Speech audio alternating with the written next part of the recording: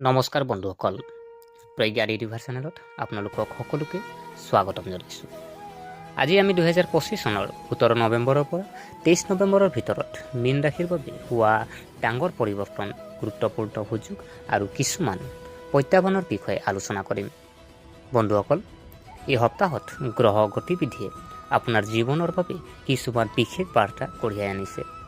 আপোনাৰ জন্ম তালিকা অনুসৰি আপোনাৰ চন্দ্ৰ ৰাশিৰ ষষ্ঠ স্থানত কেতুৰ অৱস্থান আৰু দ্বাদশ স্থানত ৰাহুৰ উপস্থিতিয়ে বৰ্তমান আপোনাক বিভিন্ন প্ৰভাৱ পেলাইছে।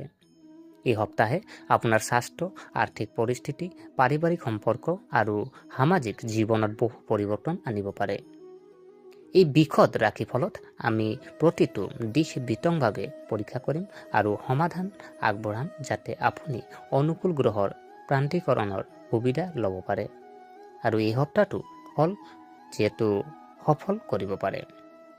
প্ৰিয় দৰ্শক, গতিকে পলম নকৰি আমি ভিডিঅ'ৰ মাজলৈ সোমাই যাওঁ। প্ৰথমতে আমি জানো আহক স্বাস্থ্য আৰু মানসিক অৱস্থা। আপোনাৰ চন্দ্ৰ ৰাশিৰ ষষ্ঠ স্থানত কেতুৰ উপস্থিতিয়ে আপোনাৰ স্বাস্থ্যৰ উন্নতি ঘটাব আৰু দীৰ্ঘদিনীয়া ৰোগৰ পৰা সকাহ পাব বুলি ইংগিত দিয়ে। এই সপ্তাহত আপোনাৰ ৰোগ প্ৰতিৰোধ ক্ষমতা শক্তিশালী হৈ থাকিব, যিয়ে আপোনাক ভাইৰাছ আৰু সাধাৰণ ৰোগৰ পৰা ৰক্ষা কৰিব। মন কৰিবলগীয়া কথাবোৰ যদি আমি চাওঁ, যদি আপুনি দীৰ্ঘদিন ধৰি কোনো দীৰ্ঘদিনীয়া ৰোগত ভুগি আছে, তেন্তে এই সপ্তাহত আপুনি উন্নতি দেখা পাব। আপোনাৰ মানসিক অৱস্থাও উন্নত হ'ব, মানসিক চাপ আৰু উদ্বেগ কমি যাব। এই সময়ছোৱাত যোগাসন, ধ্যান, নিয়মীয়া ব্যায়ামে আপোনাৰ স্বাস্থ্য আৰু অধিক শক্তিশালী কৰিব। ছাত্ৰ ছাত্ৰীৰ বাবে আমি যদি চাওঁ, ঘৰৰ পৰা আঁতৰত অধ্যয়ন কৰা ছাত্ৰ ছাত্ৰীসকলে নিসংগতাৰ অনুভৱ কৰিব পাৰে। বন্ধু বান্ধৱীৰ সৈতে সময় কটোৱা, মজা কৰা আৰু নিজৰ মানসিক স্বাস্থ্যৰ যত্ন লোৱাটো এই সপ্তাহত বিশেষভাৱে গুৰুত্বপূৰ্ণ। আপুনি কিছু প্ৰতিকাৰ কৰিব পাৰে, যেনে ধৰি লওক দৈনিক 21 বাৰ ওম গুৰুভে নম আপুনি জপ কৰিলে মানসিক শান্তি, ইতিবাচক শান্তি লাভ কৰিব। ধ্যান আৰু প্ৰাণায়ামক আপোনাৰ দৈনন্দিন জীৱনত অন্তৰ্ভুক্ত কৰক। এতিয়া আহোঁ আৰ্থিক পৰিস্থিতি। এই সপ্তাহত আপোনাৰ চন্দ্ৰ ৰাশিৰ দ্বাদশ স্থানত ৰাহুৰ উপস্থিতিয়ে আপোনাক আৰ্থিক বিষয়ত সাৱধানতা অৱলম্বন কৰিবলৈ সকীয়াই দিয়ে। ৰাহুৰ প্ৰভাৱৰ বাবে খৰখেদা বা ধূৰ্ত আৰ্থিক সিদ্ধান্ত লোৱাটো বিপদজনক হ'ব পাৰে। বিশেষ আমি যদি টকাসমূহ যদি চাওঁ, অত্যাধিক খৰচৰ পৰা বিৰত থাকক। যিকোনো ধৰণৰ প্ৰবঞ্চনা বা বিপদজনক বিনিয়োগৰ পৰা আঁতৰি থাকক। বয়োজ্যেষ্ঠ বা অভিজ্ঞ ব্যক্তিৰ পৰামৰ্শ লোৱাৰ পিছতে যিকোনো ডাঙৰ আৰ্থিক সিদ্ধান্তৰ কথা বিবেচনা কৰক। পৰিয়ালৰ সদস্যৰ পৰা পৰামৰ্শ, দেউতাক বা তেওঁৰ দৰে কোনোবা এজনৰ পৰা পৰামৰ্শ লোৱাটো লাভজনক হ'ব। আপোনাৰ পৰিয়ালৰ সৈতে ডাঙৰ ডাঙৰ আৰ্থিক সিদ্ধান্তসমূহ ভাগ বতৰা কৰিলে অপ্ৰয়োজনীয় লোকচানৰ পৰা হাত সাৰিব পাৰিব। আপুনি পাৰিলে আৰ্থিক বিষয়ত সাৱধানতা আৰু সংযম ব্যৱহাৰ কৰক।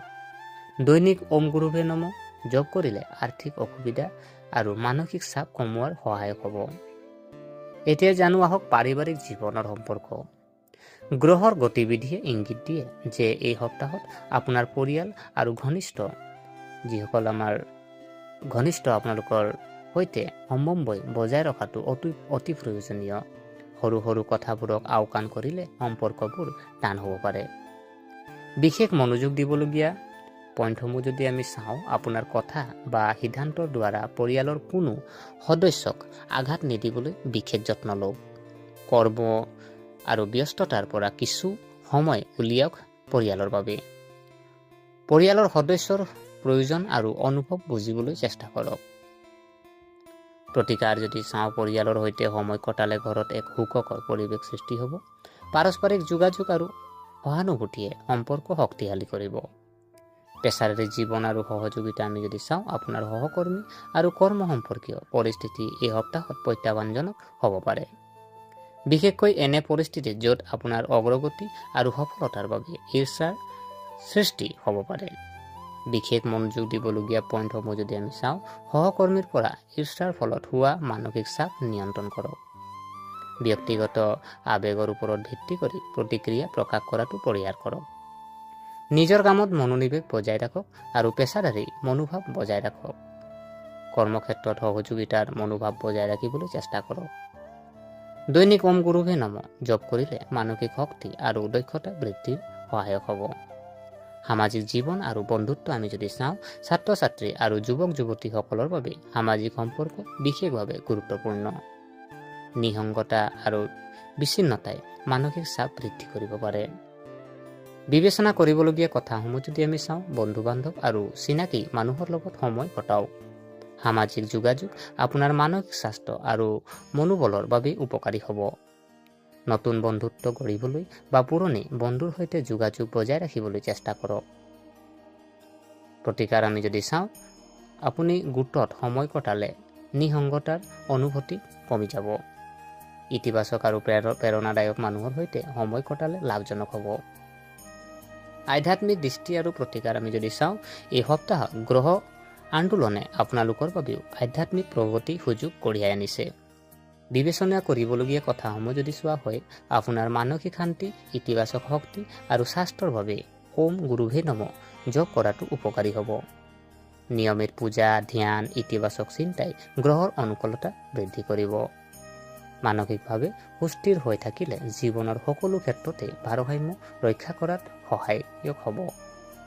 অন্য প্ৰতিকাৰসমূহ আমি যদি চাওঁ, ধূপ, দীপ, বন্তি, পৰিষ্কাৰ পৰিচ্ছন্নতা প্ৰতি ঘৰতে যত্ন লওক। আনক সহায় কৰিলে আৰু মমতা দেখুৱালে আপোনাৰ ভাল কৰ্ম শক্তিশালী হ'ব। গোটেই সপ্তাহটো আমি যদি সাৰাংশ যদি চোৱা হয়, এই সপ্তাহত স্বাস্থ্য, মানসিক শান্তি আৰু পাৰিবাৰিক জীৱন আপোনাৰ মূল কেন্দ্ৰবিন্দু হ'ব। স্বাস্থ্যৰ উন্নতি, দীৰ্ঘদিনীয়া ৰোগৰ পৰা সকাহ, আৰ্থিক বিষয়ত সাৱধানতা আৰু বয়োজ্যেষ্ঠসকলৰ পৰা পৰামৰ্শ লোৱাৰ প্ৰয়োজনীয়তা, পাৰিবাৰিক আৰু সামাজিক সম্পৰ্কত ভাৰসাম্য আৰু সহযোগিতা, পেছাদাৰী জীৱনত ঈৰ্ষা আৰু মানসিক চাপৰ পৰা আঁতৰি থাকক। আধ্যাত্মিক অভ্যাস আৰু ওম গুৰুভে নম জপ উপকাৰী। বিশেষ আপোনাৰ কাৰণে কিছু সতৰ্কবাণী আছে, যেনে ধৰি লওক, আৰ্থিক বিপদৰ পৰা আঁতৰি থাকক। পৰিয়াল আৰু ঘনিষ্ঠ আত্মীয়ৰ অনুভৱক সন্মান কৰক। মানসিক চাপ আৰু নিসংগতা নিয়ন্ত্ৰণ কৰক। গতিকে বন্ধুসকল, এই সপ্তাহটোৱে আপোনালোকৰ বাবে গ্ৰহৰ অনুকূলতা আৰু সাৱধানতা দুয়োটাকে লৈ আহিছে। আপোনাৰ স্বাস্থ্য আৰু মানসিক অৱস্থাৰ উন্নতি হ'লেও আৰ্থিক আৰু পাৰিবাৰিক বিষয়ত সাৱধান হোৱাটো প্ৰয়োজন। যদি আপুনি দিয়া পদক্ষেপসমূহ অনুসৰণ কৰে, তেন্তে এই সপ্তাহে সুখ, স্বাস্থ্য আৰু সফলতা কঢ়িয়াই আনিব। মনত ৰাখিব, দৈনিক 21 বাৰ ওম গুৰুভে নম জপ কৰিলে মানসিক শান্তি পোৱা নহয়, আপোনাৰ স্বাস্থ্য আৰু জীৱনলৈ ইতিবাচক পৰিৱৰ্তন আহিব। প্ৰিয় দৰ্শক, এয়া আছিলে যিহেতু মীন ৰাশিৰ আজি আপোনাৰ সাপ্তাহিক ৰাশিফল। গতিকে আশা কৰিছোঁ আপোনালোকে ভিডিঅ'টো চাই ভাল পালে। যদি এই ভিডিঅ'ই আপোনাক কিঞ্চিত মানুহ লাভান্বিত কৰিলে, তেনেহ'লে ভিডিঅ'টো লাইক কৰিব, কমেণ্ট কৰিব, শ্বেয়াৰ কৰিব আৰু আমাৰ চেনেলটো যদিহে আপোনালোকে ছাবস্ক্ৰাইব কৰা নাই, এনে ভিডিঅ' পাই থাকিবৰ কাৰণে আমাৰ চেনেলটো ছাবস্ক্ৰাইব কৰি ৰাখিব। পুনৰ লগ পোৱাৰ প্ৰতিশ্ৰুতিৰে আজিলৈ আমি বিদায় মাগিলোঁ। ধন্যবাদ।